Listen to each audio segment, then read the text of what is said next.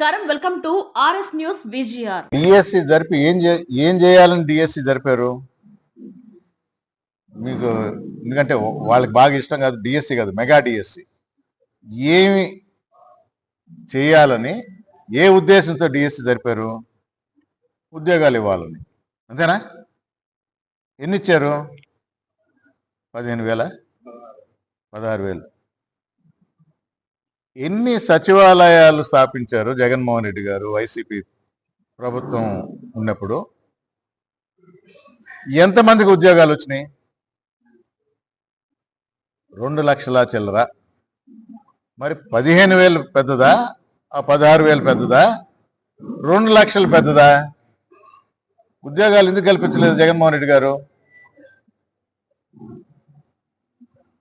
RTC సంస్థ ఒక వేరే సెపరేట్ ఎంటిటీగా ఉండింది, ప్రభుత్వ ఉద్యోగులు కాదు వాళ్ళు.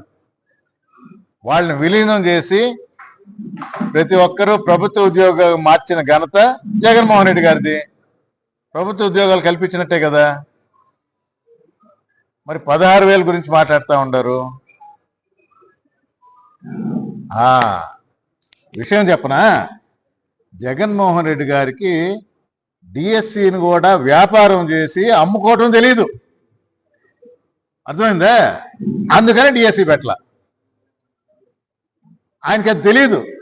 ఉద్యోగాలు ఇప్పించడం, సచివాలయాలు స్థాపించడం, దానిలో ఉద్యోగాలు ఇప్పించాడు. పార్టీ పరంగా కాదు, పరీక్షలు పెట్టి. ఎవరన్నా ఏలెత్తి చూపించగలిగారా? 2 లక్షల చిల్లర ఉద్యోగాలు ఇప్పిస్తే ఇక్కడ అవకతవకలు జరిగినాయి అని ఎవరన్నా ఏలెత్తి చూపించగలిగారా? లేదే. డిఎస్సి అనంటే మనం డబ్బులు దండుకోవచ్చు, దీనికి ఒక పద్ధతి ఉంది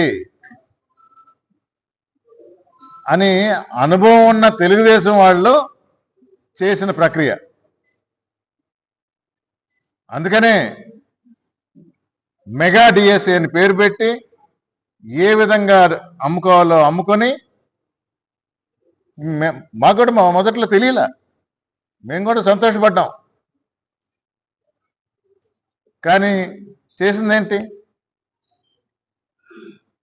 ఉద్యోగాలు అమ్ముకున్నాడు.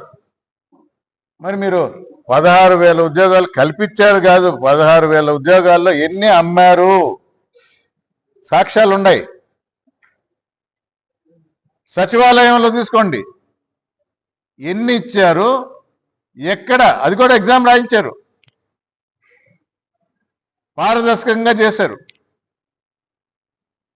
ఇది వైఎస్ఆర్ కాంగ్రెస్ పార్టీ జగన్మోహన్ రెడ్డి గారికి, తెలుగుదేశం పార్టీ చంద్రబాబు నాయుడుకి ఉన్న తేడా.